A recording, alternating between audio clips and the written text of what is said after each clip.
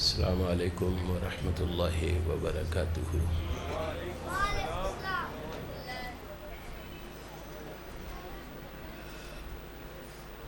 الحمد للہ الذی اعزنا بالاسلام واکرمنا بالقرآن والصلاة والسلام علی خیر الانام من تبعہم بإحسان، اما بعد فاعوذ باللہ السمیع العلیم من الشیطان الرجیم۔ لقد کان لکم فی رسول اللہ اسوۃ حسنہ۔ صدق اللہ مولانا العظیم۔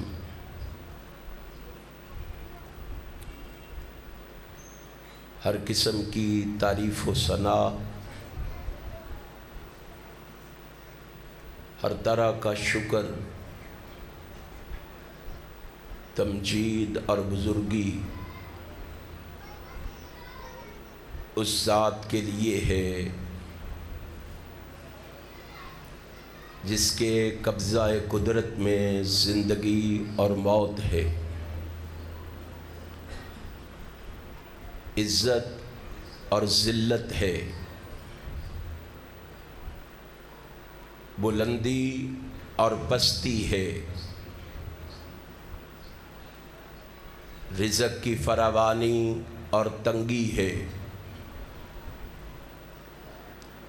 نہ کوئی اس کا مشابہ ہے، نہ ہمسر نہ نظیر، نہ کوئی اس کا مماثل ہے، نہ مقابل نہ بدل۔ وہ وحدہ لا شریک ہے، وہ سمیع بصیر ہے، اور وہ علی کل شیء قدیر ہے۔ اس رب العالمین کی مختصر حمد و ثنا کے بعد درود و سلام رحمت کائنات کے لیے، جنہیں رب کائنات نے امام المرسلین بنا کر شفیع المذنبین کا اعزاز عطا فرما کر راحت المسکین کا شرف عطا فرما کر رحمت للعالمین کا لقب عطا فرما کر اور خاتم النبیین کا تاج پہنا کر اس کائنات میں مبعوث فرمایا ہے۔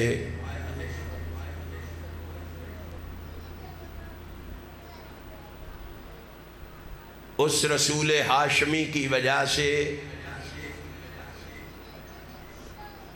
کائنات سے بے شمار کفریہ، شرکیہ اور جہالت کی رسمیں ناپید ہوئیں۔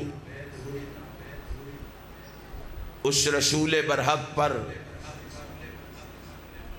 بارش کے قطروں سے، درختوں کے پتوں سے، ریت کے ذروں سے، آسمان کے ستاروں سے، سورج کی کرنوں سے،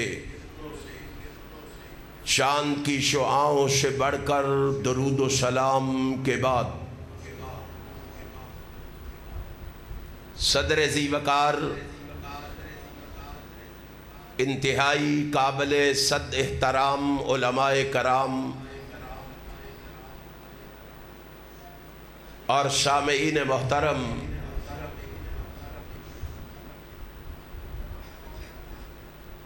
آج کا یہ پروگرام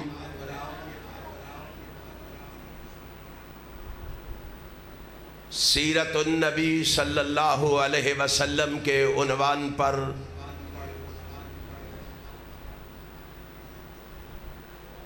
منعقد کیا گیا ہے۔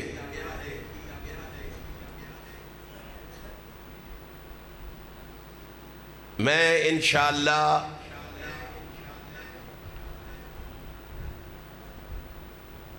اسی حوالے سے چند گزارشات آپ کے گوش گزار کرنے کی کوشش کروں گا، اگرچہ آپ کافی دیر سے میری جماعت کے علماء، خطباء، فضلاء، شرفاء، زعماء اور امراء کا خیالات سماعت فرما چکے ہیں۔ میں بھی ایک ادنا شا طالب علم ہونے کی حیثیت سے کوشش کروں گا اسی حوالے سے چند معروضات آپ کے گوش گزار کروں۔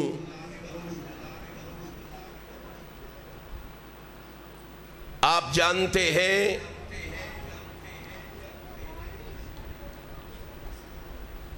قرن اول سے لے کر آج تک حضور کی سیرت پر بے شمار کتابیں لکھی گئی ہیں، اور ابھی تک یہ سلسلہ جاری ہے۔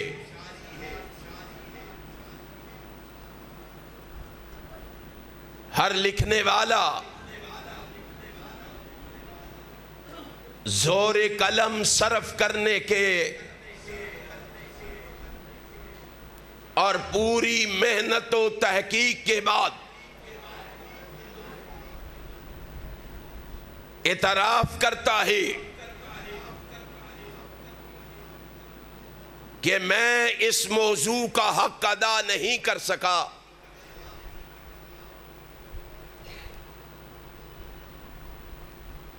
اگرچہ وہ کتابیں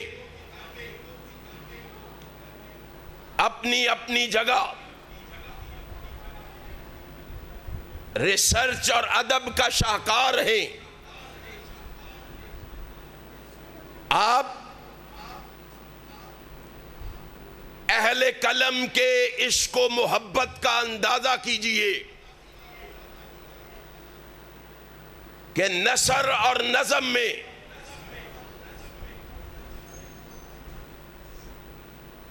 آپ کی سیرت کے موضوع پر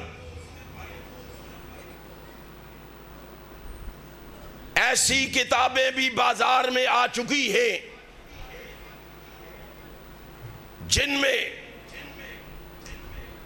پوری کتاب میں ایک لفظ بھی منقوط نہیں ہے، یعنی ساری کی ساری کتابیں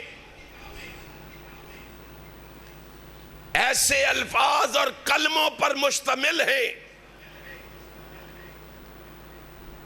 جن میں پوری کتاب میں ایک لفظ پر بھی نقطہ نہیں ہے۔ آپ کوشش کر کے دیکھیں،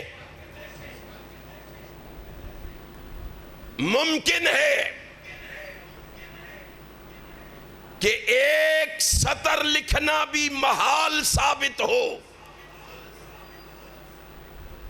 مگر سچی محبت بڑے بڑے میدان سر کرا دیتی ہے۔ ادیبوں کی کاوشیں اپنی جگہ، مصنفین کی تحقیقات اپنی جگہ، لیکن آپ کی سیرت کو سب سے زیادہ مستند انداز میں جس کتاب میں بیان کیا گیا ہے وہ اللہ کی مقدس کتاب قرآن مجید ہے۔ قرآن مجید کی یہ ہزاروں آیتیں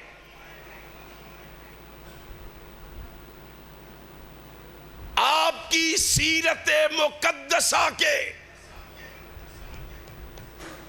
علمی اور تعارفی ابواب ہیں. آپ دیکھیں قرآن کریم میں جو چیز کال ہے وہی ذات نبوی میں حال ہے. جو قرآن کریم میں نقوش و دوال ہے وہ ذات نبوی میں سیرت و اعمال ہے. یہی وجہ ہے کہ جب ایک شخص میری اور آپ کی ماں ام المومنین سیدہ عائشہ صدیقہ طیبہ طاہرہ مطہرہ رضی اللہ تعالی عنہا کے دروازے پہ جا کے دستک دیتا ہے، دروازے کی کنڈی کھٹکھٹاتا ہے، اندر سے ماں پوچھتی ہے کون؟ جواب ملتا ہے میں آقا کا ایک غلام ہوں، کائنات کے امام کا ایک جانثار اور وفادار ہوں. ماں پوچھتی ہے خیریت ہے، کیسے آنا ہوا؟ آپ کی تشریف آوری کا مقصد کیا ہے؟ اپنے آنے کا مقصد بیان کرو. وہ عرض کرتا ہے ماں جی میں آپ سے اپنے آقا و مولا، اپنے رہبر و رہنما، اپنے پیشوا اور مقتدا حضرت محمد الرسول اللہ صلی اللہ علیہ وآلہ وسلم کی سیرت طیبہ کے حوالے سے سوال کرنے آیا ہوں. آپ سے رحمت کائنات کی سیرت کے بارے میں معلومات لینے کے لیے آیا ہوں. ماں تیری عظمت پہ قربان جاؤں. ماں نے جواب دیتے ہوئے کہا بیٹا میرے دروازے پہ آنے کی کیا ضرورت تھی؟ میرے دروازے پہ کیوں آئے ہو؟ ماں اس لیے آیا ہوں آپ وہ ہیں جس نے نبی کو دن کے سویرے میں بھی دیکھا ہے، رات کے اندھیرے میں بھی دیکھا. آپ جتنا نبی کی سیرت کو جانتے ہیں، آپ کو جتنی معلومات ہے کسی اور کو نہیں ہو سکتی. اس لیے میں آپ کے دروازے پہ آیا ہوں. ماں نے کہا بیٹا تجھے میرے دروازے پہ آنے کی ضرورت ہی نہیں تھی، تو وہیں بیٹھ کے رب کا قرآن کھول لیتا. ماں پھر کیا ہوتا؟ قرآن کھولتا تو پھر کیا ہوتا؟ ماں کہتی ہے قرآن کھولتا کانا خلقہ القرآن، قرآن کا ایک ایک پارا، پارے کی ایک ایک سورت، سورت کا ایک ایک رکوع اور رکوع کی ایک ایک آیت، آیت کا ایک ایک جملہ، جملے کا ایک ایک لفظ گواہی دیتا ہے، آمنہ کے لال جناب محمد کی سیرت کی دیتا ہے. مجھے بتلاؤ اور جس کی سیرت کی گواہی قرآن دے، اس پیغمبر کی سیرت کو بیان کرنے کے لیے کہانی اور قصوں کی ضرورت باقی رہتی ہے؟ مجھے بتلاؤ۔ اور جس کی سیرت کے لیے آسمان سے 30 پاروں کی شکل میں قرآن مجید آیا ہو، اس کے لیے موضوع اور من گھڑت روایات کی ضرورت باقی رہتی ہے؟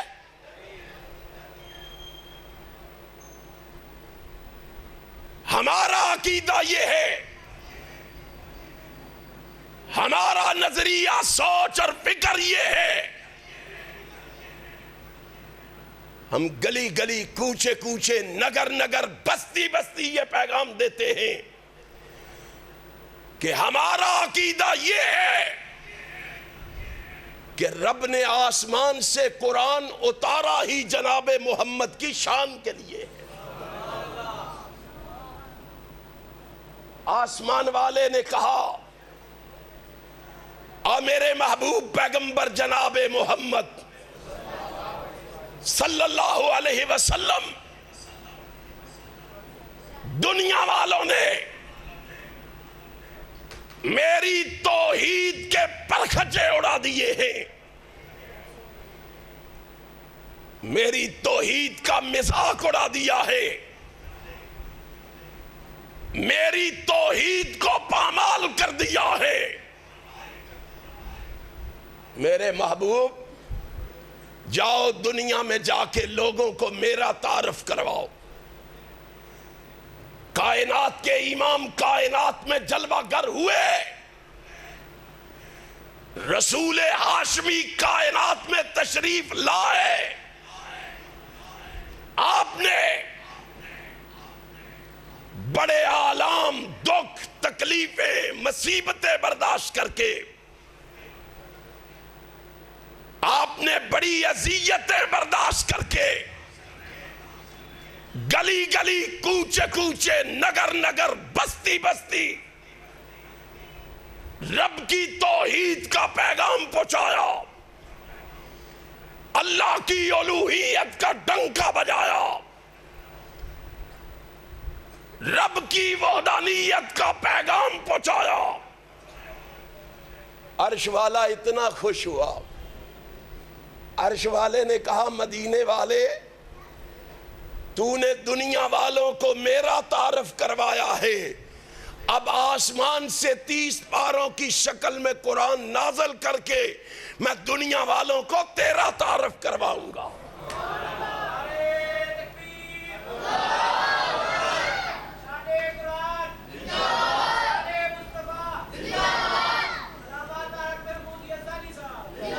ذرا قرآن کریم کو پڑھیں تو صحیح، قرآن کریم کا مطالعہ کریں تو صحیح۔ ہم نے سمجھا کہ شاید یہ قرآن جو ہے یہ حریر و ریشم کے غلافوں میں لپیٹ کر پرچھتیوں پہ سجانے کے لیے آیا ہے۔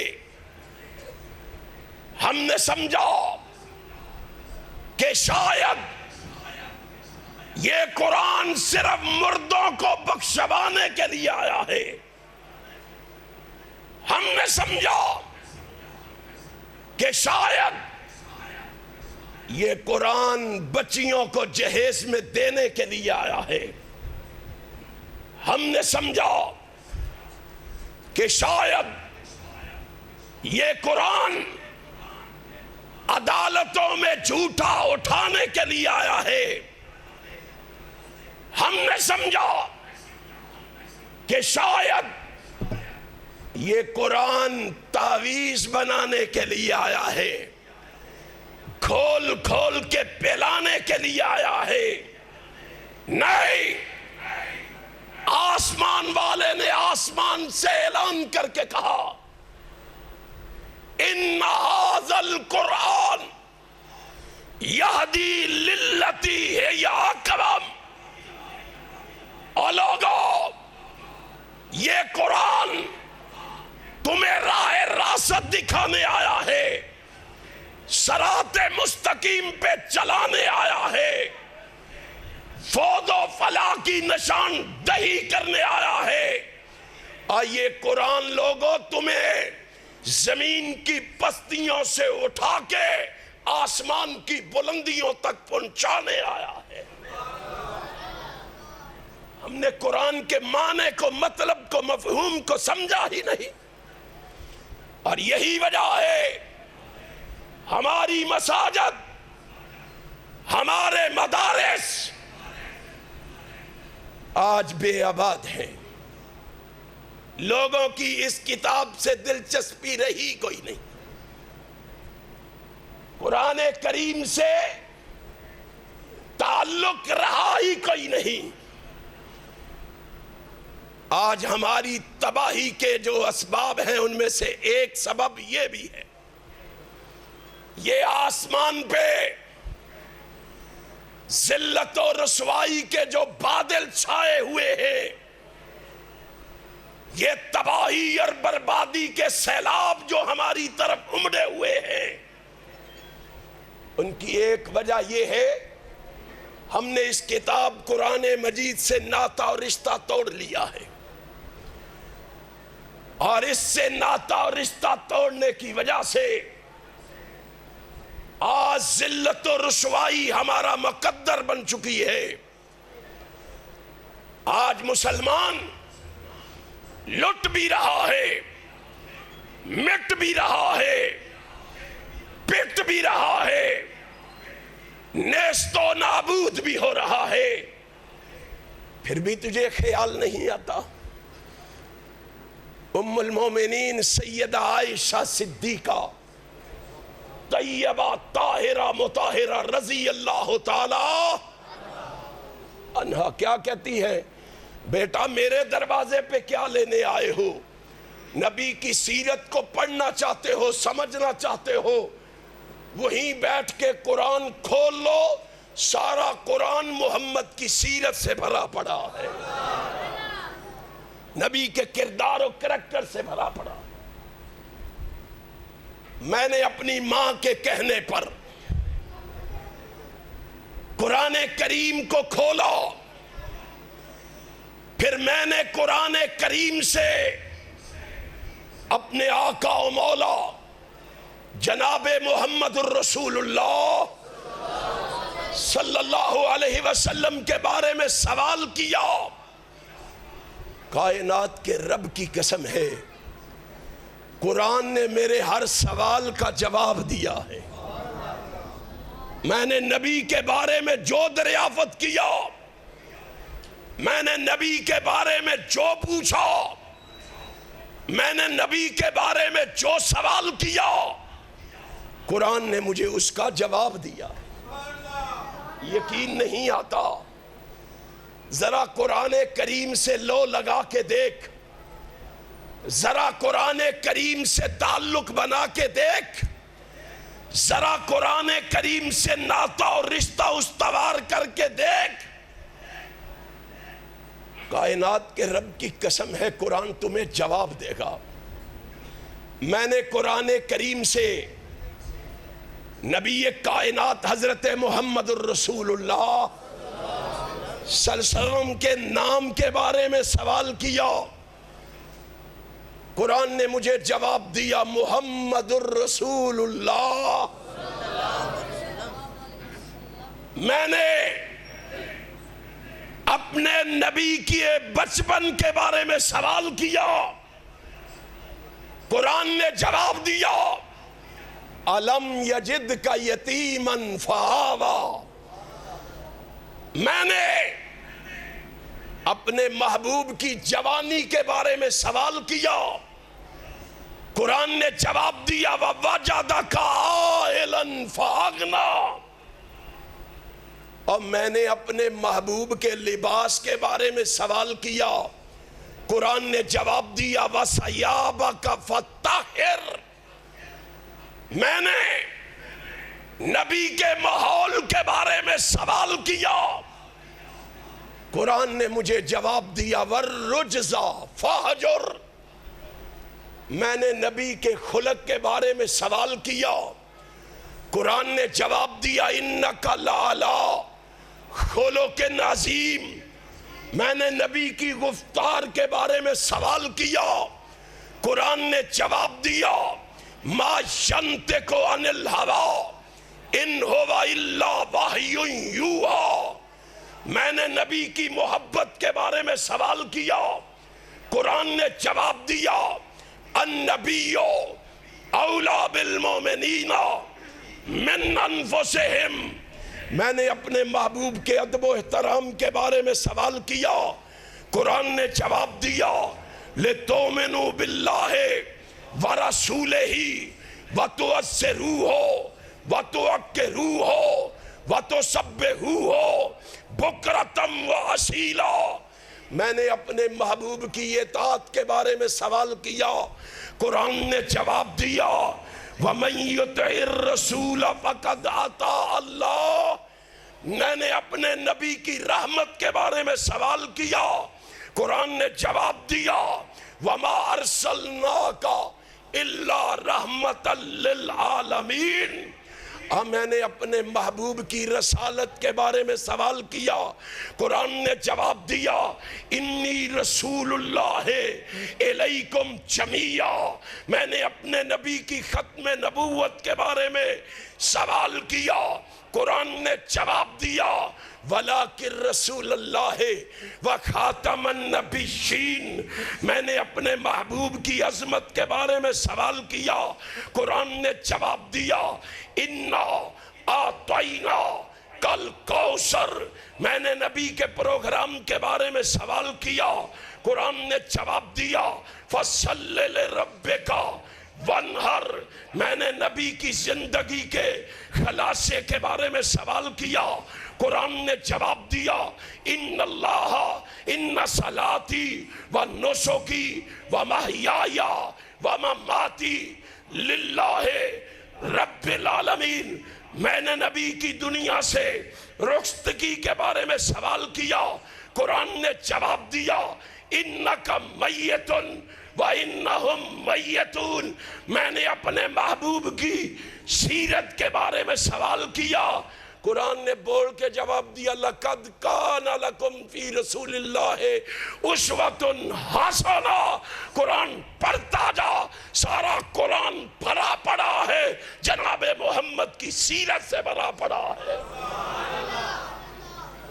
پڑھ کے دیکھ قرآن کو، قریب ہی نہیں جانا ہم نے قرآن کے، اتنے خوش قرآن کی آیت پہ مومن نہیں ہوتے جتنے شعروں پہ خوش ہوتے، آج یہ ہماری کیفیت ہو گئی، قرآن کریم کو ہم نے پسے پس ڈال دیا، اے اہل حدیثو سن لو، کائنات کے رب کی قسم ہے تمہاری ڈیوٹی شعر و شاعری کی نئی، ابو بکر صدیق سے لے کے سید نذیر حسین محدث دہلوی تک، سید نذیر حسین محدث دہلوی سے لے کے علامہ احسان الہی شہیر تک تمہارے محراب و منبر سے آواز آتی تھی، یا رب کے قرآن کی آتی تھی یا محمد کے سچے فرمان کی آتی تھی؟ سوچو قرآن و سنت سے آج ہمارا کیا تعلق رہ گیا؟ آتے ہیں واہ واہ سبحان اللہ کے نعرے لگا کے خالی دامن گھروں کو لوٹ جاتے ہیں۔ اگر نبی کی سیرت کو سمجھنا ہے تو کس کو پڑھنا ہے؟ اونچی بول کے بتاؤ کس کو پڑھنا ہے؟ دنیا کو پتہ چلے، دنیا کو علم ہو، دنیا کو خبر ہو میرے مسلک کی صداقت کا، حقانیت کا، میرے مسلک کی سچائی کا۔ قرآن کریم سے آپ کوئی سوال کر کے دیکھیں نبی کی ذات کے بارے میں، اللہ کی قسم قرآن اس کا جواب دے گا۔ پڑھیں گے ہی نہیں قرآن کو تو سمجھیں گے کیسے؟ اور میں اسی لیے کہتا ہوں میں نے قرآن کریم کو پڑھا، سوال کیا، پھر میں نے نتیجہ اخذ کرنے کے بعد ساری کائنات کو یہ پیغام دیا، لوگوں سن لو، یہ قرآن جو ہے اگر قرآن علم ہے، محمد اس کا عمل ہے صلی اللہ علیہ وسلم۔ قرآن اگر علم ہے، محمد اس کا عمل ہے۔ قرآن اگر اجمال ہے، محمد اس کی تفصیل ہے۔ قرآن اگر متن ہے، محمد اس کی تشریح ہے۔ قرآن اگر واعظ ہے، محمد اس کے واعظ ہیں۔ قرآن اگر ذکر ہے، محمد اس کے مذکر ہیں۔ قرآن اگر ہدایت ہے، محمد اس کے ہادی ہے۔ قرآن اگر رحمت ہے، محمد رحمت للعالمین ہے۔ اور لوگوں، قرآن اگر نور ہے، محمد سراج منیر ہے۔ قرآن کریم پڑھ کے تو دیکھو،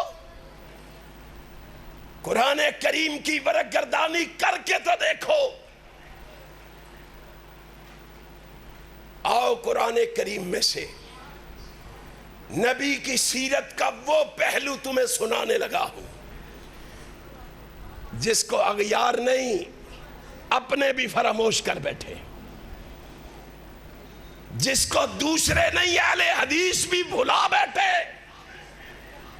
مجھے معاف کر دینا۔ آؤ، وہ پہلو کون سا ہے؟ معلوم ہے وہ سیرت کا پہلو کون سا ہے؟ وہ سیرت کا وہ پہلو ہے جس کو امام کائنات جناب محمد الرسول اللہ صلی اللہ علیہ وسلم نے کائنات کے سامنے سب سے پہلے بیان کیا۔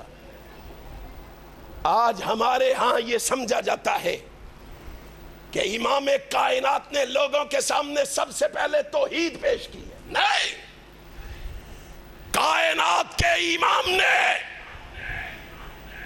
سب سے پہلے توحید، بولو توحید، نہیں پیش کی۔ اٹھاؤ کتب احادیث کو، کتب تفاسیر کو، کتب تاریخ کو اٹھاؤ، پڑھو، دیکھو۔ کائنات کے امام نے سب سے پہلے توحید نہیں پیش کی۔ کائنات کے امام نے کائنات کے سامنے سب سے پہلے جو چیز پیش کی ہے وہ جناب محمد کی سیرت ہے، وہ رسول اللہ کی سیرت ہے۔ اب سیرت رسول اللہ نے توحید سے بھی پہلے پیش کیوں کی ہے؟ وجہ کیا ہے؟ سبب کیا ہے؟ ایسے کیوں کیا رسول ہاشمی نے؟ اس لیے سیرت ٹھیک ہوگی تو واعظ بھی ٹھیک ہوگا، واعظ بھی پر اثر ہوگا۔ کردار و کریکٹر ٹھیک نہ ہو، واعظ قرآن و حدیث کا بھی ہو، وہ سامنے بیٹھے لوگوں پہ اثر انداز ہو سکتا ہو؟ نہیں ہو سکتا۔ آج ہمارے واعظ بے اثر کیوں؟ آج ہمارے واعظوں سے تاثیر کیوں ختم ہو گئی؟ آج ہماری بات میں اثر کیوں نہیں رہا؟ ڈھونڈو، اس کمزوری کو تلاش کرو، اس خرابی کو ڈھونڈو۔ اگر کامیابی چاہتے ہو، کامرانی چاہتے ہو، رسول اللہ کی سیرت کے اس پہلو کو، رسول اللہ کی سیرت کے اس پہلو کو اپنا لو۔ آسمان والا اتنا خوش ہوگا کہ اس پہلو پر عمل کرنے کی وجہ سے دنیا میں تمہیں عزت دے دے گا، آخرت میں تمہیں جنت دے دے گا۔ وہ کون سا پہلو ہے؟ وہ کون سا پہلو ہے؟ فاران کی چوٹی پہ کائنات کا امام کھڑا ہے، اپنے اپنے بیگانے یار اغیار سجن دشمن چھوٹے بڑے امیر غریب کالے گورے سب جمع ہو چکے ہیں. کائنات کے امام سے کہا بتاؤ کس لیے بلایا ہے؟ فرمایا بتاتا ہوں صبر کرو. پہلے تم بتاؤ, تم سے سوال کرتا ہوں. آنے والوں مجھے بتلاؤ, میرا بچپن آپ کے سامنے ہے, میری جوانی آپ کے سامنے ہے, میرا اٹھنا آپ کے سامنے, میرا بیٹھنا آپ کے سامنے, میرا چلنا آپ کے سامنے, میرا ٹھہرنا آپ کے سامنے, میرا کھانا آپ کے سامنے, میرا پینا آپ کے سامنے, میرا سونا آپ کے سامنے, میرا جاگنا آپ کے سامنے, میری خلوت آپ کے سامنے, میری جلوت آپ کے سامنے, میری معیشت آپ کے سامنے, میری معاشرت آپ کے سامنے, میری ثقافت آپ کے سامنے, میری تجارت آپ کے سامنے, میری عبادت آپ کے سامنے, میری ریاضت آپ کے سامنے, اور میری خوشی آپ کے سامنے, میری غمی آپ کے سامنے. اور لوگوں میری عادات آپ کے سامنے, میرے معاملات آپ کے سامنے. میں واز بعد میں کروں گا, تقریر بعد میں کروں گا, درس بعد میں دوں گا. پہلے میری ذات کے بارے میں فیصلہ کرو. اور 40 سال ہو گئے مجھے تمہارے درمیان رہتے ہوئے, مجھے بتاؤ تم نے مجھے کیسا پایا ہے؟ پہلے جواب دو مجھے, تم نے مجھے کیسا پایا ہے؟ پھر واز کروں گا, پھر مقصد بیان کروں گا. میں نے تمہیں کیوں اکٹھا کیا ہے, میں نے تمہیں کیوں بلایا ہے. ہے آج کسی میں جرات؟ ہے آج کسی میں کوئی طاقت؟ ایک مسجد کے نمازیوں کے سامنے بھی ہم اپنے آپ کو پیش کرنے کی جرات نہیں رکھتے. ہمیں پتا ہے اپنے کردار کا, ہمیں پتا ہے اپنے اعمال کا.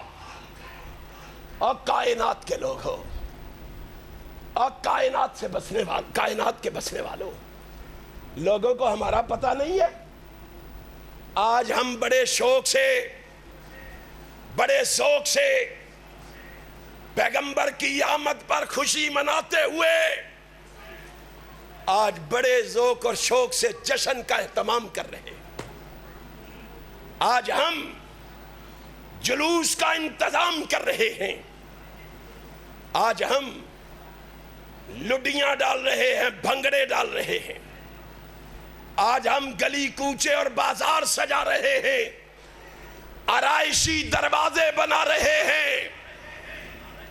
آج ہم سبز کپڑے یا قلین بچھا رہے ہیں.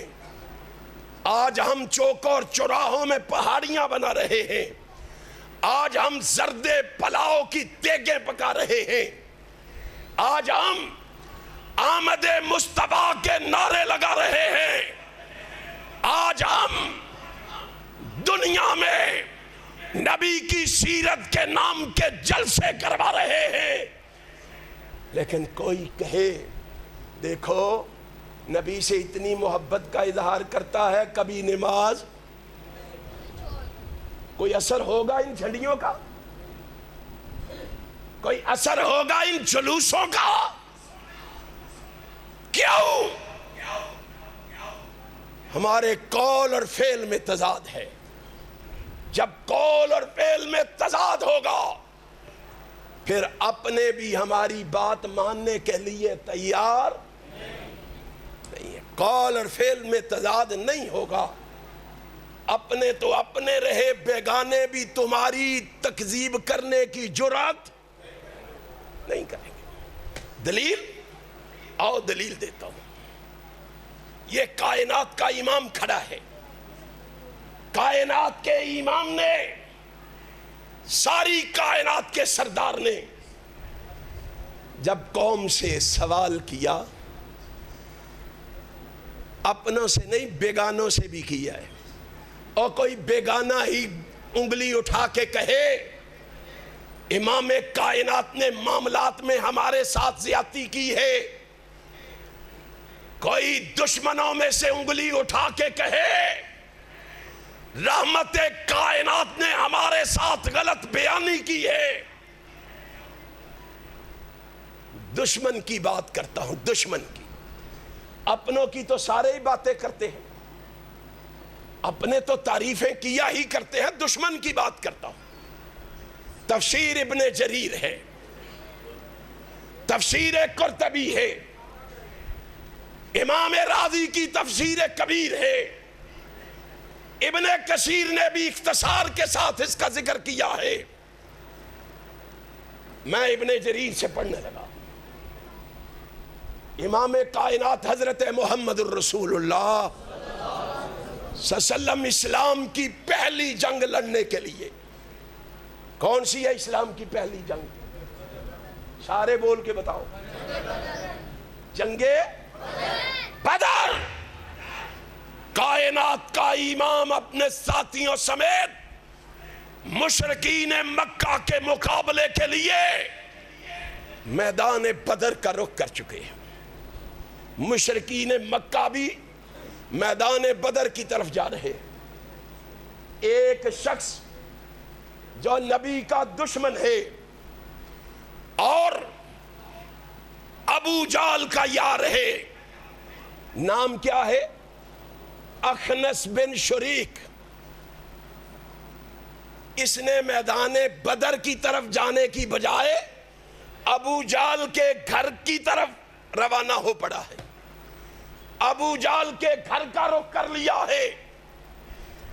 ابو جال کے دروازے پہ پہنچا، دروازے پہ دستک دی، ابو جال نے دروازہ کھولا، سامنے دیکھا اخنس بن شریک کھڑا ہے۔ کہا خیریت ہے، کیسے آنا ہوا ہے؟ کہا کیا پوچھتے ہو؟ آج دل میں ایک سوال آیا ہے، اس سوال کا جواب لینے آیا ہوں۔ کہا تجھے سوالوں کی پڑی ہے، لوگ میدان بدر کی طرف جا رہے ہیں اور تو سوال لے کے آ گیا ہے؟ میدان بدر سے واپسی پہ سوال کر لینا۔ کہا نہیں، مجھے بتاؤ، میں آپ سے سوال کرنے آؤں۔ کہا پوچھو پھر سوال کیا ہے؟ کہا ایسے نہیں، اندر بٹھاؤ مجھے، بیٹھ کے سکون سے آپ سے سوال کروں۔ اندر بٹھایا، کہا بتاؤ۔ کہا ابو جال، اس کمرے میں ایک میں ہوں، ایک تو ہے، تیسرا بندہ کوئی نہیں ہے، جھوٹ نہیں بولنا میرے ساتھ، غلط بیانی نہیں کرنی میرے ساتھ، میرے سوال کا صحیح اور سچ پہ مبنی جواب دینا ہے۔ وہ کہا اخنس کیا ہو گیا، سوال کرو۔ اس نے کہا سوال یہ ہے ابو جال، تنہائی میں بیٹھ کے تجھ سے پوچھ رہا ہوں، تو تنہائی میں مجھے جواب دے، جس محمد سے جنگ کرنے جا رہے ہیں، جس نبی کے خلاف میدان بدر کی طرف جا رہے ہیں، بتا اس نبی کو تو سچا سمجھتا ہے کہ جھوٹا سمجھتا ہے؟ کتنا بڑا سوال ہے۔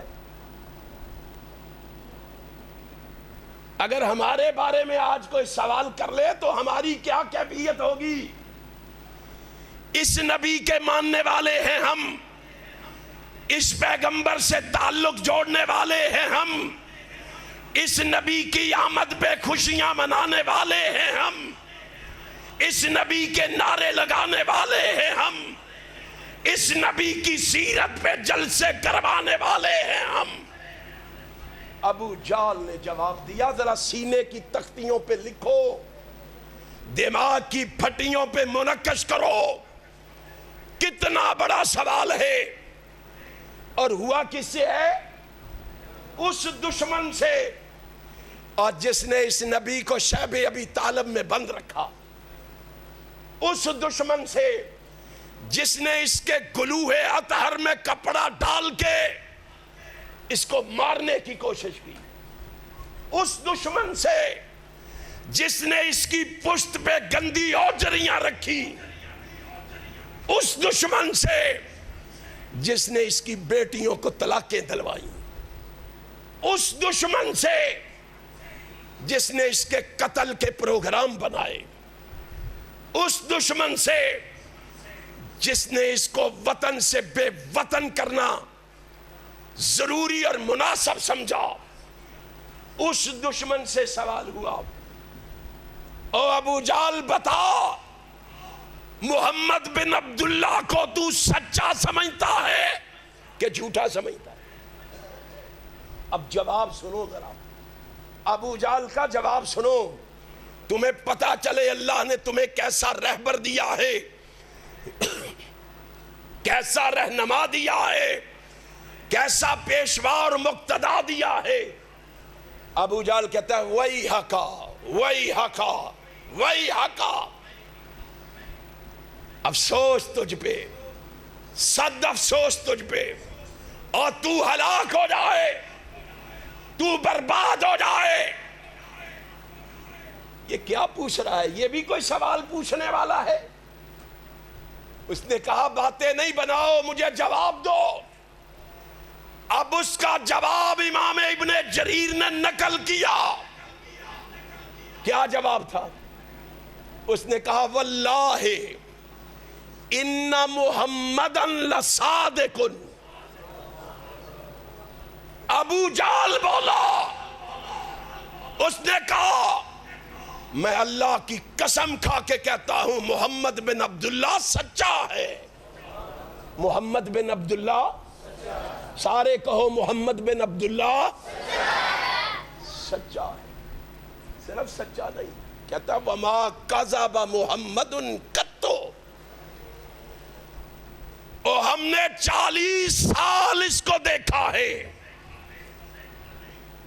40 سال تھوڑا عرصہ نہیں ہے، 40 سال ہم نے اس کو دیکھا ہے۔ 40 سال میں ایک لمحے کے لیے بھی ہم نے اس کو کبھی جھوٹ بولتے ہوئے نہیں دیکھا۔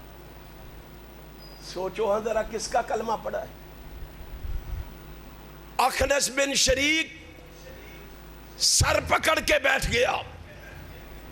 اس نے کہا تیری عقل پہ ماتم کرنے کو جی چاہتا ہے۔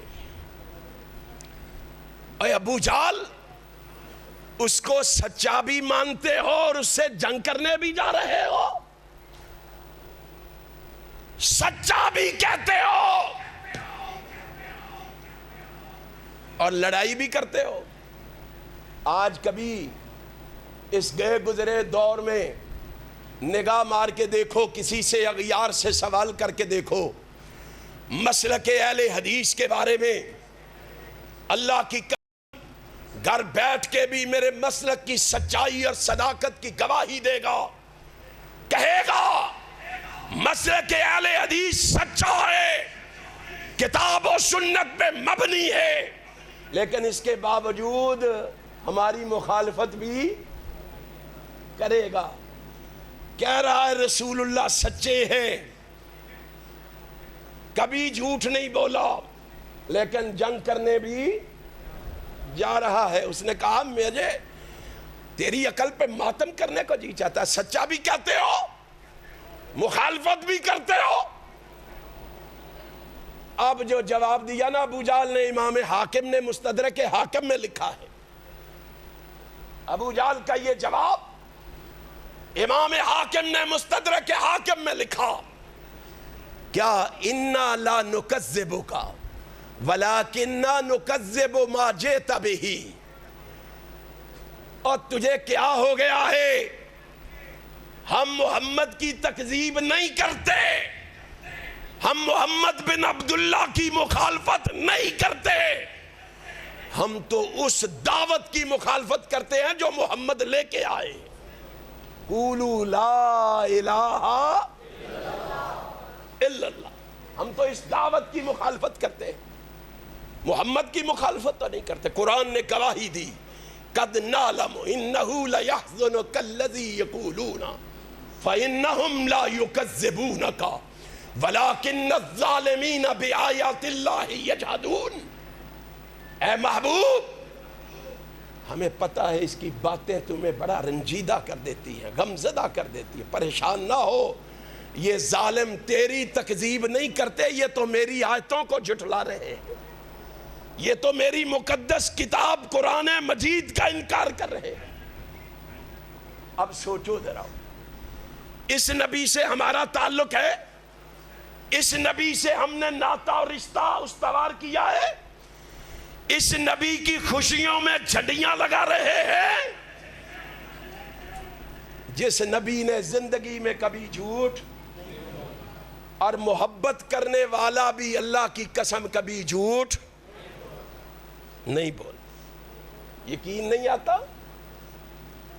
آؤ میں تمہیں بتاتا ہوں۔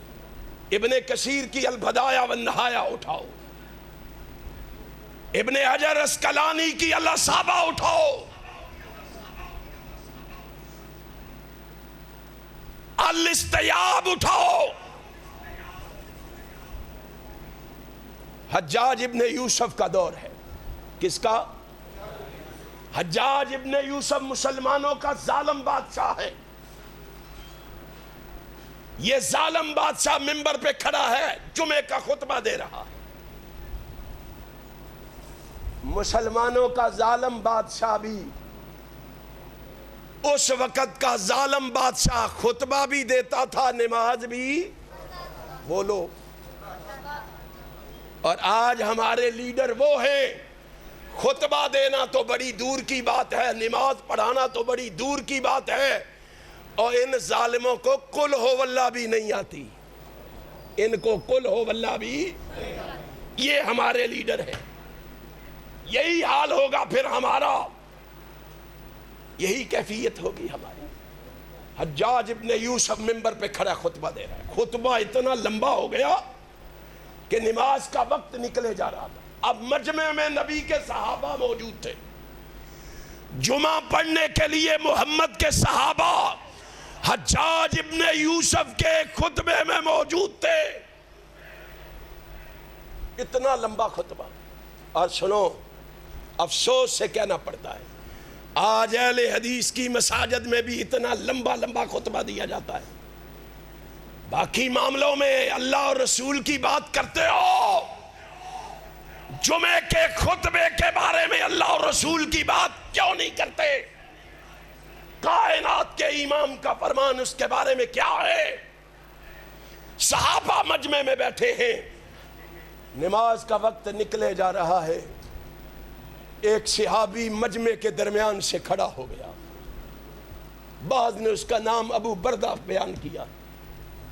وہ کھڑا ہو گیا، لوگوں نے اس کے کپڑے پکڑ کے کھینچے، بیٹھ جاؤ، پکڑے جاؤ گے، مارے جاؤ گے، گرفتار کر لیے جاؤ گے، بات نہ کرنا۔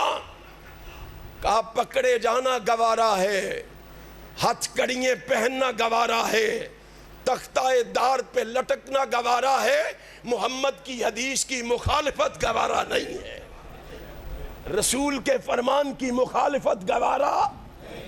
حجاج ابن یوسف کھڑا ہوا، اعلان کیا، خطبہ دے رہا ہے، پیغام سنا رہا ہے، اپنا تعلیم دے رہا ہے۔ نبی کا صحابی کھڑا ہوا، اس نے کہا خطبہ بند کرو، نماز کا اہتمام کرو، نماز کا وقت نکلے جا رہا۔ غصے سے لال پیلا ہو گیا حجاج ابن یوسف، آرڈیننس جاری ہوا، پکڑ لو، گرفتار کر لو، اس کو سلاسل پہنا دو، اس کو ہتھ کڑیاں لگا دو، جیل کی کال کوٹھری میں پھینک دو۔ ایسے ہی کیا گیا۔ قربان جاؤں میں، گھر والوں کو علم ہوا، عائزہ و اقربا کو علم ہوا ہمارے بیٹے کو حجاج ابن یوسف نے گرفتار کر لیا، بھاگے ہوئے آئے، کہنے لگے چلو کوئی پروگرام لے کے جاتے ہیں۔ حجاج ابن یوسف سے کہتے ہیں ہمارا بیٹا جو ہے وہ دیوانہ ہے، مجنون ہے، دیوانگی میں بات کر گیا ہے، شاید دیوانہ سمجھ کے چھوڑ دے۔ حجاج ابن یوسف کے پاس آئے، کہا ہمارا بیٹا دیوانہ ہے، دیوانگی میں بات کر گیا، چھوڑ دو۔ کیا کہا؟ کہا جاؤ اس کو کہو آ کے کہہ دے میں دیوانہ ہوں، میں چھوڑ دوں گا۔ بھاگے بھاگے گئے، کہا بیٹا تیری رہائی کا بندوبست کر رہے ہیں۔ کیا ہوا کیسے؟ کہا بس آپ نے جانا ہے، آپ نے جا کے کہنا ہے کہ میں دیوانہ ہوں، حجاج ابن یوسف چھوڑ دے گا۔ صحابی رسول عرض کرتا ہے بتاؤ میں دیوانہ ہوں؟ کہا نہیں تو دیوانہ تو نہیں ہے، تو دیوانہ نہیں ہے، بس تو نے کہنا ہے میں دیوانہ ہوں، وہ چھوڑ دے گا ورنہ وہ نہیں چھوڑے گا۔ حجاج ابن یوسف کو اتنے الفاظ کہنے سے اس کی جان چھوٹ سکتی، لیکن قربان جاؤں صحابی رسول پہ ان کی تربیت جناب محمد الرسول اللہ نے کی ہے، ان کو تعلیم رسول اللہ نے دی ہے، ان کو دین اور شریعت رسول اللہ نے پڑھایا ہے، ان کو اسلام رسول اللہ نے سکھایا ہے۔ کائنات کے امام سے پڑھا ہوا آج ان صحابہ کو گالیاں دیتے ہو؟ سنو، حیدرآباد کے اندر آپ کو پتا ہے سیدنا فاروق اعظم کا پتلا بنا کے اس کو جلایا گیا ہے۔ یہ ہماری محبت ہے، یہ ہمارا پیار ہے۔ ہم نے سمجھا کہ دین اسی کا نام ہے، نمازیں پڑھے، روزے رکھے، صدقات و خیرات دے، 5 وقت مسجد میں حاضری دے، بس ہمارا کام تمام ہو گیا ہے۔ جس کا جی چاہے وہ صدیق کو گالی دے، فاروق کو گالی دے، عثمان کو گالی دے، علی کو گالی دے۔ سن لو، رب محمد کی قسم ہے، احسان الہی ظہیر کے بیٹے کٹ جانا گوارا کر لیں گے، مٹ جانا گوارا کر لیں گے، کسی کو صدیق و فاروق کو گالی دینے کی اجازت، اونچی کہو اجازت، صحابہ کے خلاف ایک لفظ سننا بھی گوارا نہیں کریں گے۔ حکمرانوں سن لو،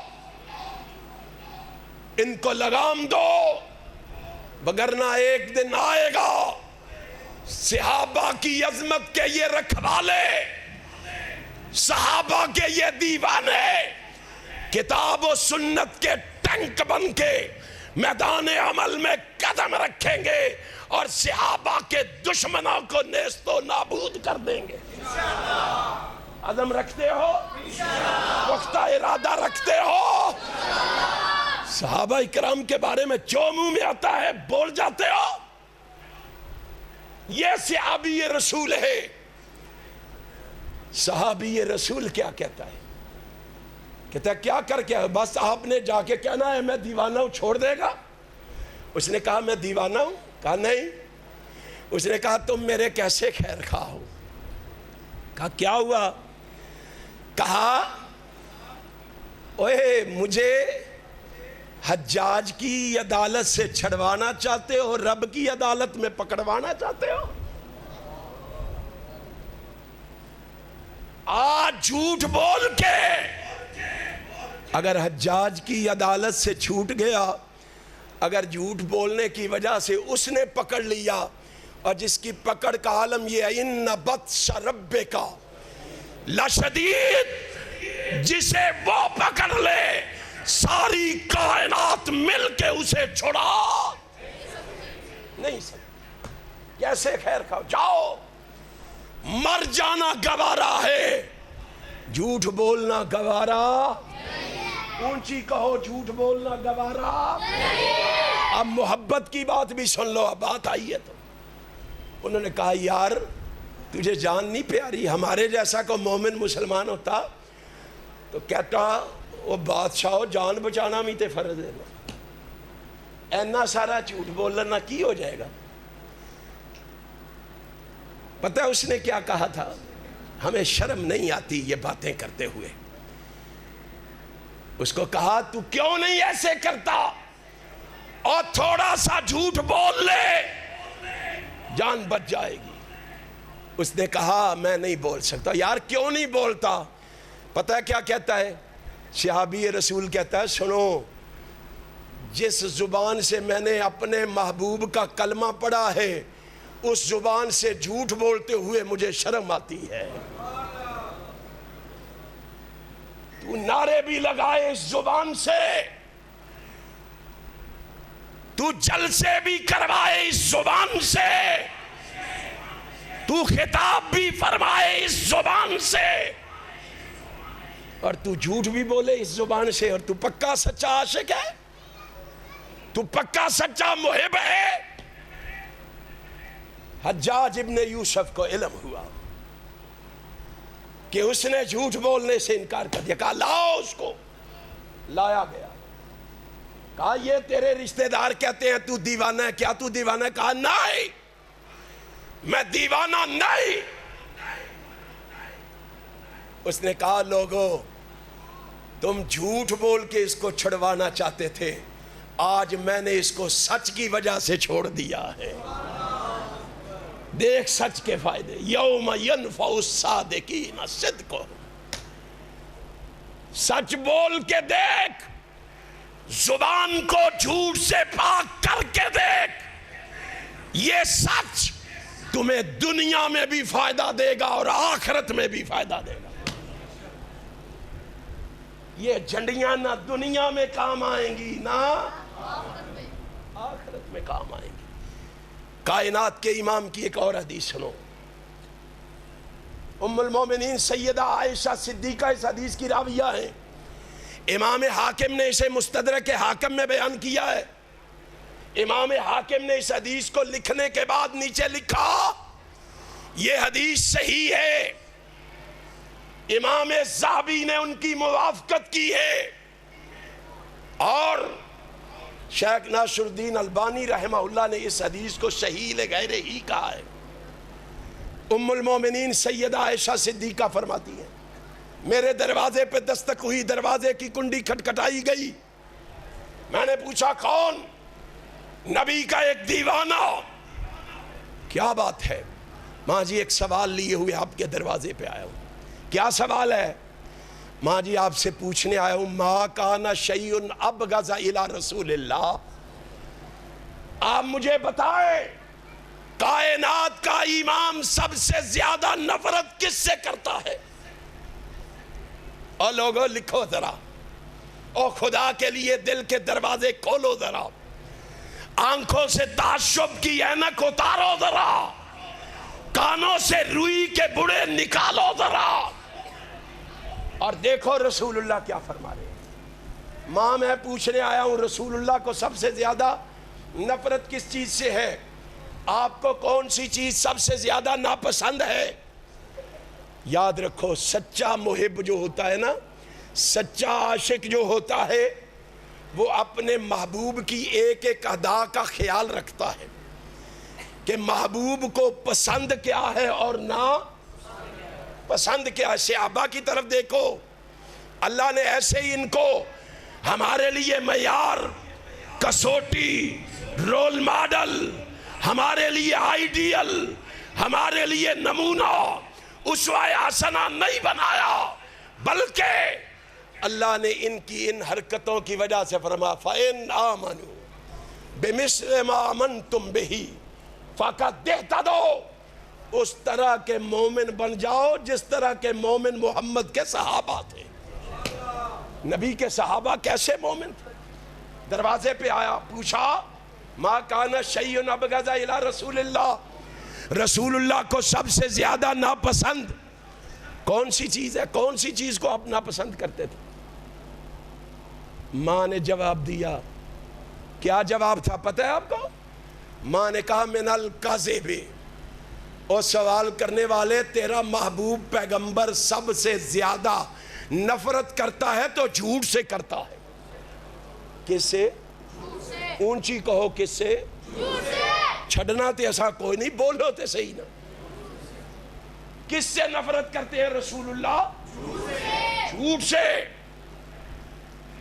صحابی رسول عرض کرتا ہے ماں بتانا پسند کرو گے رسول اللہ کتنی نفرت کرتے تھے؟ فرمایا ہاں بتاتی ہوں. بتاؤ؟ فرمایا ما جربہ رسول اللہ صلی اللہ علیہ وسلم من احد وان کلا. نبی کے مشاہدے میں آ جاتا، تجربے میں آ جاتا، آپ کے علم میں آ جاتا، آپ کو معلوم ہو جاتا، آپ کو خبر ہو جاتی اس میرے چاہنے والے نے جھوٹ بولا ہے، چاہے تھوڑا سا بولا ہے، چاہے تھوڑا سا. تھوڑا سا سے مراد پتہ ہے کیا ہے؟ پڑھو امام نووی کو، امام ابن حجر اسقلانی کو، تمہیں پتا چلے کہ تھوڑا سا کیا ہے. تھوڑا سا جھوٹ، اتنا سا جھوٹ، اتنا سا کہ گھر کے آنگن میں کھیلتے ہوئے اس معصوم سے چھوٹے سے بچے کو باپ یا ماں اپنی طرف بلائے، بیٹا ادھر آؤ، میں آپ کو ٹافی دیتا ہوں یا پیسے دیتا ہوں. وہ معصوم سا بچہ لالچ میں بھاگا چلا ہے، باپ اٹھائے سینے سے لگائے پیار کرے لیکن دے کچھ نہ. میرے آقا نے فرمایا اس کے نامہ اعمال میں ایک جھوٹ لکھ دیا جاتا ہے. اتنا سا جھوٹ. اگر نبی کائنات کو پتا چل جائے میرے چاہنے والے نے اتنا سا جھوٹ بولا ہے، کیا ہوتا تھا پھر؟ ماں کہتی ہے فَيُخْرِجُ لَهُ مِن نَفْسِهِ. کائنات کا امام ایسے شخص کو اپنے دل سے ہی نکال دیتا تھا. میرا اس کے ساتھ کوئی تعلق. اب مجھے سوچ کے بتاؤ خدا کے لیے، اور جس بد نصیب کے لیے نبی کے دل میں جگہ نہیں ہے اس کے لیے رب کی جنت میں جگہ ہو سکتی ہے؟ کبھی تنہائی میں بیٹھ کے سوچنا. صحابی رسول نے سنا، ہم تو سنتے ہیں، ایک کان سے سنتے ہیں دوسرے سے نکال کے خالی دامن گھروں کو لوٹ جاتے ہیں. صحابی رسول نے سنا، جسم پہ لرزہ طاری ہو گیا، کپ کپی طاری ہو گئی، لرزنے لگا، کانپنے لگا. آقا دل سے نکال دیتے ہیں. ماں کب تک دل سے نکالے رکھتے تھے؟ فرمایا حتیٰ یجدد لہ توبتاً، جب تلک وہ بندہ اس جھوٹ سے سچے دل سے توبہ نہیں کرتا. بتا یہ خوشیاں کدھر جائیں گی؟ یہ جھنڈیاں کدھر جائیں گی؟ یہ لڈیاں بھنگڑے کدھر جائیں گے؟ یہ دیگے زردے اور پلاؤ کدھر جائیں گے؟ کبھی سوچا ہے؟ کبھی غور و فکر کیا ہے؟ امام کائنات حضرت محمد الرسول اللہ صلی اللہ علیہ وسلم کے بارے میں دشمنوں نے گواہی دی. دشمنوں نے کہا وما کذب محمد قط، ہم نے زندگی میں کبھی جناب محمد صلی اللہ علیہ وآلہ وسلم کی زبان سے جھوٹ سنا. اب سچا عاشق وہی ہے، سچا محب وہی ہے جو اپنے محبوب کے قدموں پہ قدم رکھتے ہوئے مر جانا تو گوارا کر لے گا، لیکن اپنی زبان سے جھوٹ بولنا گوارا نہیں کرے گا. تھکتے نہیں گئے؟ ادھے بولے ہو، سارے نہیں بولے. اچھا ایک حدیث اور سناؤں صحیح البخاری کی، سناؤں؟ بڑا خشک موضوع ہے جی. صحیح البخاری میں حدیث ہے، عبداللہ ابن عباس اس حدیث کے راوی ہے.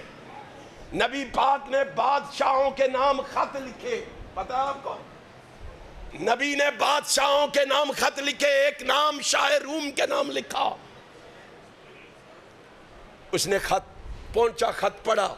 خط پڑھنے کے بعد کہا جاؤ منڈی میں دیکھ کے آؤ، اگر مکے کا کوئی عباسی آیا تو اس کو بلا کے لاؤ. فوجی گئے، سپاہی گئے، نوکر خادم گئے، منڈی میں جا کے تلاش کیا. اللہ کی قدرت کا کرشمہ دیکھو، منڈی میں بھی وہ شخص سے ملاقات ہوگی جو نبی کا سب سے بڑا دشمن تھا. سب سے بڑا دشمن اس وقت کون؟ حضرت ابو سفیان.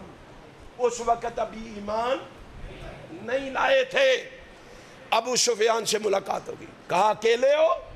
کہا نہیں، فوج ظفر موج میرے ساتھ ہے، میرے اعزاء و اقربا، میرے پارٹنر، میرے خادم، نوکر میرے ساتھ ہے. کہا سب کو بلاؤ اور ان سے کہو کہ تمہیں بادشاہ بلا رہا ہے. سب کو ساتھ لیا، بادشاہ کے دربار میں حاضر ہوئے. بادشاہ کے پاس پہنچے، یہ سردار ہے، یہ اس کے سارے رشتہ دار ہیں. اس نے کہا ایسے کرو، ادنوہ منی وقربوا اصحابہ، سردار کو میرے قریب لا کے بٹھا دو، فجعلوہم عند ظہرہ، اور اس کے ساتھیوں کو اس کی پشت کے پیچھے بٹھا دو. ایسے ہی کیا. ابو سفیان کو قریب کر کے بٹھا لیا، باقیوں کو اس کی پشت کے پیچھے بٹھا دیا. اب جب اس ترتیب سے بٹھایا گیا وہ حیران ہو گئے، ماجرا کیا ہے، معاملہ کیا ہے؟ کہا پریشان ہونے کی ضرورت نہیں، انی سائل ھذا عن ھذا الرجل فإن کذبنی فکذبوہ. میں تمہارے اس سردار سے اس شخص کے بارے میں سوال کرنے لگا ہوں جس کو محمد کہتے ہیں صلی اللہ علیہ وسلم. تمہارا سردار جواب دے گا. اگر یہ میرے ساتھ غلط بیانی کرے، یہ جھوٹ بولے، تم نے فوراً مجھے بتا دینا ہے، فوراً ٹوک دینا. اب ابو سفیان نے سنا، اس نے کہا فواللہ لو قد کذبت ما ردوا علیہ. ان کی کیا جرت ہے، میرے ٹکروں پہ پلنے والے یہ میری بات کو ٹوکیں گے اور روکیں گے. سوال کر تو جو سوال کرنا چاہتا ہے. اس نے کہا تمہارے علاقے میں مکے میں ایک شخص ہے جس کا نام محمد ہے، اس نے نبوت کا دعویٰ کیا ہے، بتاؤ اس کی دعوت کیا ہے. اب ابو سفیان دشمن ہے، کیا کہتا ہے؟ یقول اعبدوا اللہ ولا تشرکوا بہ شیئا واترکوا ما یقول آباؤکم. کہتا ہے، وہ کہتا ہے ایک اللہ کی عبادت کرو، اس کا کسی کو شریک نہ بناؤ. واترکوا ما یقول آباؤکم، اپنے آباء و اجداد کی پرانی باتوں کو، جاہلیت کی باتوں کو چھوڑ دو. اس نے کہا اچھا اور کیا کہتا ہے؟ یامرنا بالصلاۃ، ہمیں کہتا ہے نماز پڑھا کرو. کیا کہتا ہے؟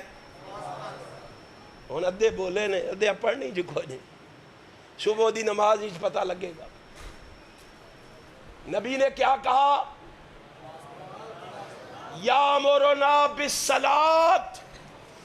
ابو سفیان کہتا ہے، وہ لوگوں کو کہتا ہے نماز پڑھا کرو.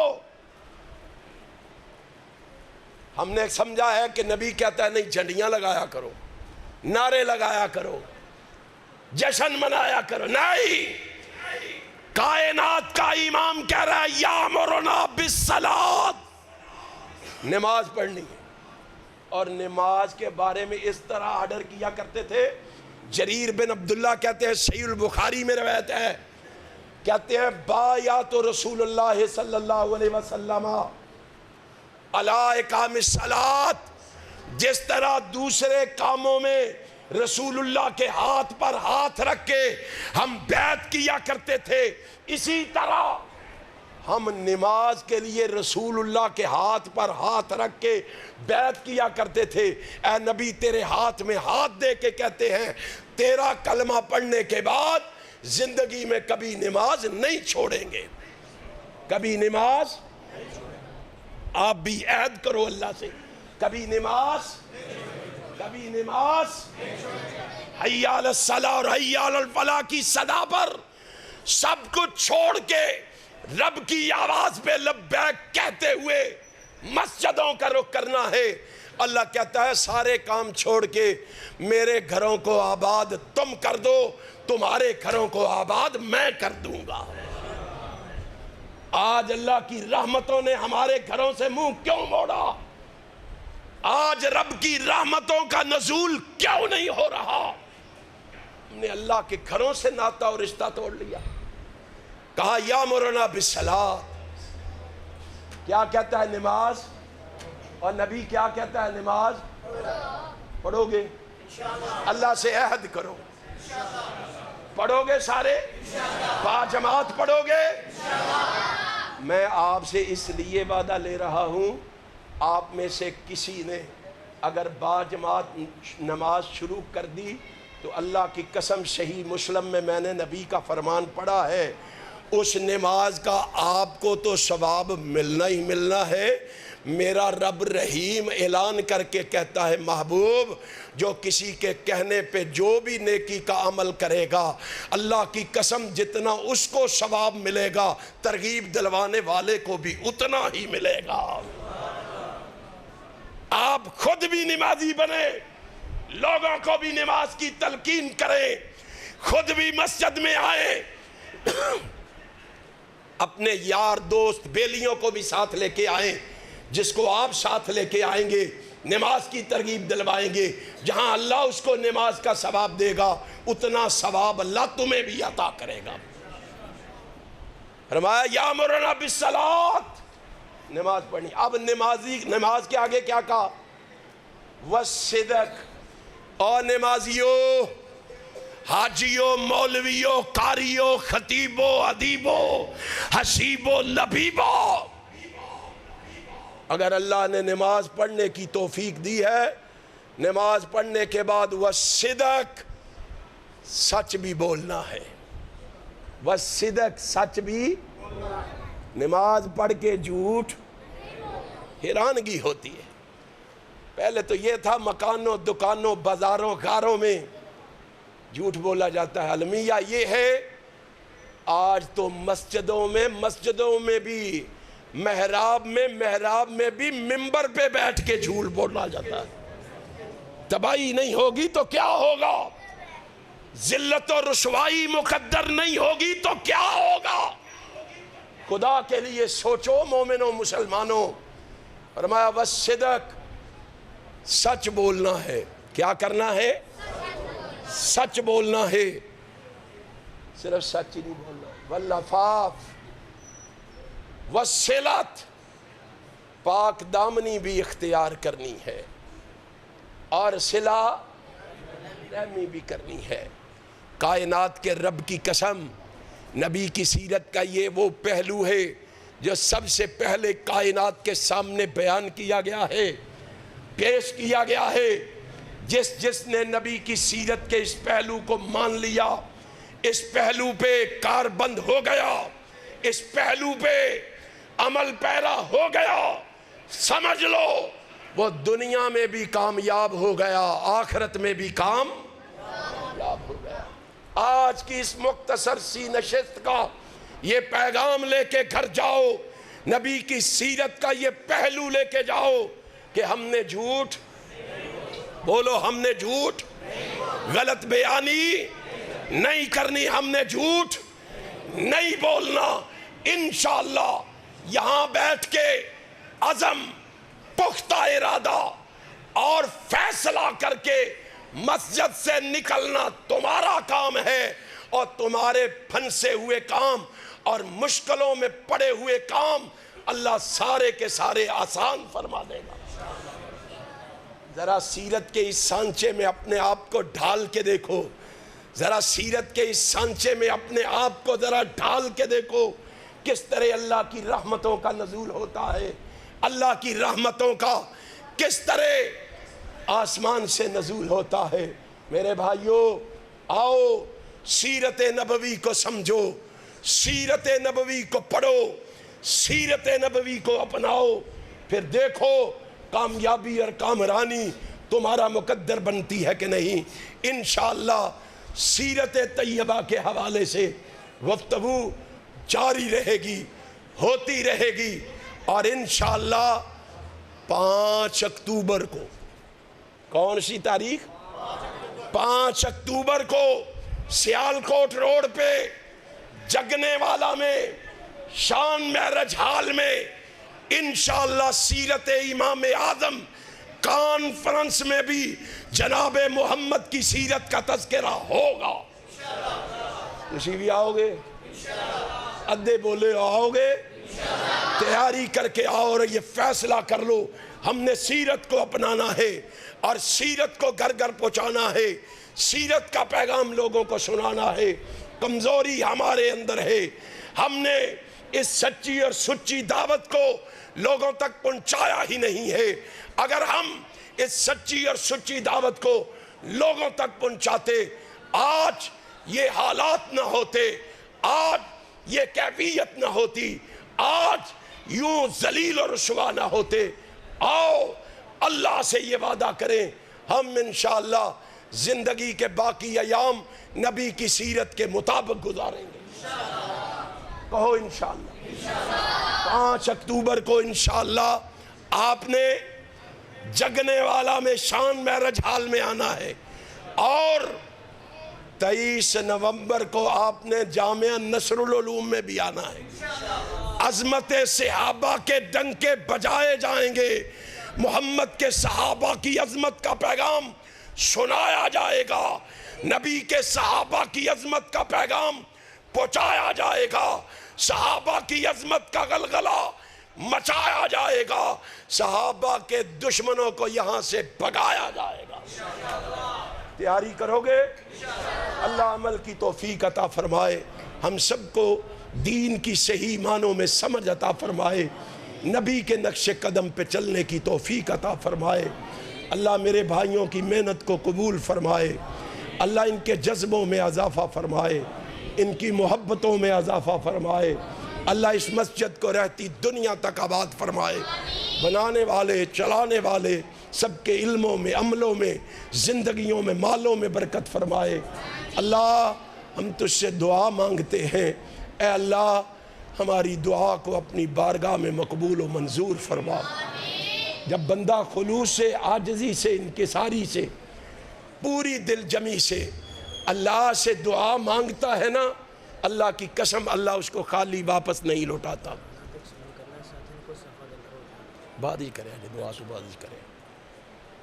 آپ جب خلوص سے، عاجزی سے، انکساری سے اللہ سے دعا مانگتے ہیں، پھر اللہ تمہیں خالی واپس نہیں لوٹاتا۔ آپ اللہ سے مانگ کے دیکھیں، اللہ سے لو لگا کے دیکھیں، اللہ سے تعلق بنا کے دیکھیں، اللہ تمہیں خالی واپس نہیں لوٹائے گا۔ ہمیں مانگنا ہی نہیں آتا، ہمیں سوال کرنا ہی نہیں آتا، اگر ہم عاجزی اور انکساری سے اپنے پروردگار سے مانگے تو اللہ ہمیں کبھی خالی واپس نہیں لوٹائے گا۔ دعا کے بعد آپ کی ضیافت کا اہتمام ہے، آپ نے کھانا کھا کے یہاں سے تشریف لے جانا ہے، اللہ آپ کی محنت کو قبول فرمائے۔ کھانا پہ کے صفحہ اندر ساتھیوں یعنی ایتھے ہی مل جائے گا، ایتھے ہی مل جائے گا، ٹھیک ہے۔ الحمدللہ رب العالمین والعاقبۃ للمتقین والصلاة والسلام علی رسولہ الکریم، اللہم صلی علی محمد وعلی آل محمد کما صلیت علی ابراہیم وعلی آل ابراہیم انک حمید مجید، اللہم بارک علی محمد وعلی آل محمد کما بارکت علی ابراہیم وعلی آل ابراہیم انک حمید مجید، اللہم الف بین قلوبنا واصلح ذات بیننا واہدنا سبل السلام ونجنا من الظلمات إلى النور وجنبنا الفواحش ما ظهر منها وما بطن وبارك لنا في أسمائنا أبصارنا ذريتنا تب علينا إنك أنت التواب الرحيم، اللهم أحسن عاقبتنا في الأمور كلها وأجرنا من خزي الدنيا عذاب الآخرة، أجرنا من خزي الدنيا عذاب الآخرة، أجرنا من خزي الدنيا عذاب الآخرة، اللهم اكفنا بحلالك عن حرامك وأغننا بفضلك عمن سواك، يا حي يا قيوم برحمتك نستغيث، اللهم اشف مرضانا مرض المسلمين، اذهب الباس رب الناس واشف انت الشافي لا شفاء الا شفاؤك شفاء لا يغادر سقما، اللهم اغفر لهم وارفع درجاتهم في المهديين واخلفهم في عقبهم في الغابرين، اللهم اغفر لنا ولهم يا رب العالمين، اللهم اغفر لنا ولهم يا رب العالمين، اللهم اغفر لنا ولهم يا رب العالمين، اللهم إنا نستجير بحبل جوارك فقهم من فتنة القبر وعذاب النار، فقهم من فتنة القبر وعذاب النار، فقہم من فتنۃ القبر وعذاب النار۔ الہ العالمین، ہم تیرے گناہگار، خطاکار، سیاہکار تیرے بندے تیرے سامنے ہاتھ پھیلا کے بیٹھے ہیں۔ اے اللہ اپنی رحمت سے تو ہم سب کی دعا کو اپنی بارگاہ میں مقبول و منظور فرما لے۔ اللہ یہ تیرے بندے تیرے سامنے نیک حاجات لیے ہوئے اے اللہ ہاتھ اٹھا کے تجھ سے التجا کر رہے ہیں۔ اللہ ان سب کی نیک حاجات پوری فرما دے، ان سب کی نیک تمنائیں پوری فرما دے، ان سب کی نیک آرزویں پوری فرما دے، ان سب کی نیک خواہشات پوری فرما دے۔ اللہ اپنی رحمت سے جتنے لوگ مصائب میں گرے ہوئے ہیں سب کو بھائی بعد میں کریں یا دعا ختم کر دیں، کیا کر رہے ہیں یہ؟ یا دعا نہ کریں یا پھر یہ تقسیم کر لیں؟ خدا کا خوف کریں، یہ کب سمجھ آئے گی آپ لوگوں کو؟ انا للہ و انا الیہ راجعون۔ بیٹھ جائیں بھائی سب، بیٹھ جائیں، وہی بیٹھ جائیں۔ مجلس کے آداب کا خیال رکھیں، جتنی توجہ اللہ کی طرف ہوگی تو دعا کا فائدہ ہوگا، ورنہ اوپر سے گزر جائے گی، کہیں نہیں جائے گا، کھانا یہیں رہے گا۔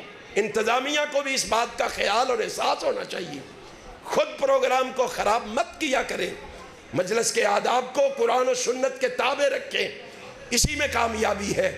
اے اللہ یہ تیرے بندے تجھ سے سوال کر رہے ہیں، اے اللہ جتنے مومن مسلمان پریشان ہیں سب کی پریشانیاں دور فرما دے، تنگ دست لوگوں کی تنگ دستیاں دور فرما دے، مصائب میں گرے ہوئے لوگوں کو مصائب سے نجات عطا فرما دے۔ اللہ ہمارے ملک پاکستان کی حفاظت فرما دے، پاکستان کے دشمنوں کو نیست و نابود فرما دے، انہیں تباہ و برباد فرما دے، انہیں ذلیل و رسوا فرما دے۔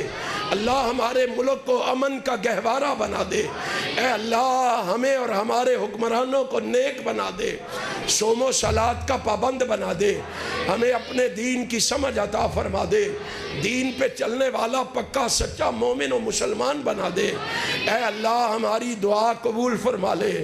اللہ تو رحمان ہے، ہم پہ مہربانی فرما، اللہ تو رحیم ہے، ہم پہ رحمت فرما، اللہ تو سلام ہے، ہمیں سلامتی عطا فرما، اللہ تو غفار ہے، ہمارے صغیرہ کبیرہ گناہوں کو معاف فرما، اللہ تو حفیظ ہے، ہماری حفاظت فرما، اللہ تو عزیز ہے، ہمیں عزت والا بنا، اللہ تو قوی ہے، ہمیں قوت عطا فرما، ہر موڑ پہ مسلمانوں کی مدد فرما، ہر موڑ پہ مسلمانوں کو قوت نصیب فرما۔ اے اللہ ہم تجھ سے دعا مانگتے ہیں، ہمارا اور کوئی دروازہ نہیں جس دروازے پہ جا کے دستک دیں، ہم تیرے دروازے کے مانگت ہیں، سوالی ہیں، فقیر ہیں، محتاج ہیں۔ اللہ ہم جیسے مانگتوں کی جھولی میں خیر ڈال دے۔ اللہ جتنے مومن مسلمان بیمار ہیں سب کو شفائے کاملہ عاجلہ عطا فرما دے، ہر مسلمان کو صحت والی، سلامتی والی، ایمان والی، تقوی والی، طہارت والی، پاکیزگی والی لمبی زندگی عطا فرما۔ اللہ ہم سب کی روحانی جسمانی بیماریاں دور فرما، ہم سب کے صغیرہ کبیرہ گناہوں کو معاف فرما۔ اللہ جو مومن مسلمان دنیا سے رخصت ہو گئے ان کی قبروں کو منور فرما، ان کے درجات بلند فرما، انہیں اعلیٰ علیین مقام عطا فرما۔ پچھلے دنوں میں ہمارے شیخ حافظ محمد عباس گوندلوی رحمت اللہ تعالی علیہ داغ مفارقت دے گئے، اللہ شیخ کی قبر کو منور فرما، اے اللہ اس کی اندھیری کوٹھری کو روشن فرما، اے اللہ قبر کے حساب میں کامیاب فرما، اے اللہ اس چھوٹے سے گھر کو تا حد نگاہ وسیع و عریض فرما، اے اللہ اس قبر کو جنت کے باغیچوں میں سے ایک باغیچہ بنا، اے اللہ اس کی قبر کو ٹھنڈا فرما، اے اللہ اس کی قبر کو پرسکون بنا، اے اللہ اسے کامیابیوں سے ہمکنار فرما، اے اللہ فوز و فلاح ان کا مقدر بنا۔ اے اللہ ہمیں معلوم ہے کہ ہم نے بھی اس جہان میں بیٹھ نہیں رہنا، ایک نہ ایک دن ہم نے بھی اس فانی دنیا کو خیر باد کہنا ہے، اخروی زندگی کا سفر اختیار کرنا ہے۔ اے اللہ ہم سب کو بھی قبر کی سختیوں سے محفوظ فرمانا، قبر کی تنگیوں سے محفوظ فرمانا، قبر کے حساب کو ہمارے لیے بھی آسان بنانا، اس اندھیری کوٹھری کو ہمارے لیے بھی منور فرمانا۔ اے اللہ قبر کے حساب کو ہمارے لیے بھی آسان فرمانا۔ اللہ پل صراط پہ ہماری حفاظت فرمانا، دائیں ہاتھ میں نامہ اعمال نصیب فرمانا، عرش عظیم کا سایہ نصیب فرمانا، معاشر کی دھوپ سے محفوظ فرمانا، اللہ لواء الحمد کے نیچے جگہ عطا فرمانا۔ اے الہ العالمین اپنی رحمت سے اے اللہ نبی کی شفاعت کا مستحق بنانا، اے اللہ نبی کے ہاتھ سے حوض کوثر کا میٹھا جام نصیب فرمانا، نبی کے پیچھے چلا کے جنت کا داخلہ عطا فرمانا۔ اے اللہ ہم سب کو جہنم کے عذاب سے محفوظ فرمانا۔ اے اللہ ہمیں کھانے کے لیے حلال اور پاکیزہ رزق عطا فرمانا، اے اللہ کھانے کے لیے حلال اور پاکیزہ رزق عطا فرمانا۔ اللہ حرام سے ہم سب کو محفوظ فرمانا، اللہ حرام سے ہم سب کو بچانا۔ اے اللہ تنگ دست لوگوں کی تنگ دستیاں دور فرمانا، پریشان حال لوگوں کی پریشانیاں دور فرمانا۔ اے اللہ جنہیں اولاد جیسی نعمت سے محروم رکھا ہے انہیں نیک اور صالح اولاد عطا فرمانا۔ اے اللہ جنہیں اولاد جیسی نعمت سے تو نے نواز رکھا ہے اللہ ان کی اولادوں کو اپنے والدین کا تابعدار اور فرما بردار بنانا۔ اے اللہ ان کو اپنے والدین کا تابعدار اور فرما بردار بنانا۔ اے اللہ جن کے والدین دنیا سے رخصت ہو گئے ان کی قبروں کو منور فرمانا، ان کے درجات بلند فرمانا، انہیں اعلیٰ علیین مقام عطا فرمانا۔ اے اللہ ہماری دعا قبول فرمانا، اللہ میرے بھائیوں کی محنت کو قبول فرمانا، ان کے جذبوں میں اضافہ فرمانا، اللہ ہمیں نیک اور ایک بنانا، صوم و صلاۃ کا پابند بنانا، اللہ ہماری ٹوٹی پوٹی عبادتیں قبول و منظور فرمانا، اللہ ہمیں خالی واپس نہ لوٹانا۔ اللہ ہمارا اور کوئی دروازہ نہیں جس دروازے پہ جا کے ہم دستک دیں، ہم تیرے دروازے کے مانگت ہیں، سوالی ہیں، فقیر ہیں، محتاج ہیں۔